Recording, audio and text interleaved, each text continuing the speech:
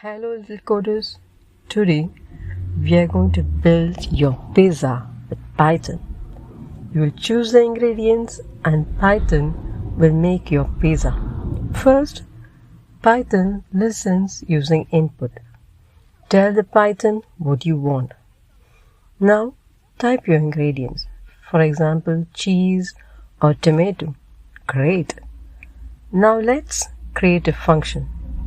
A function is something that does one job.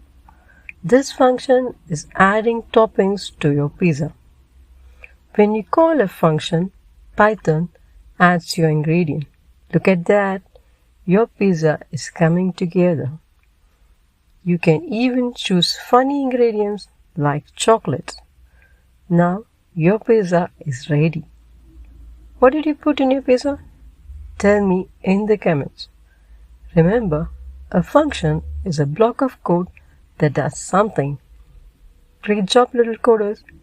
See you in the next video and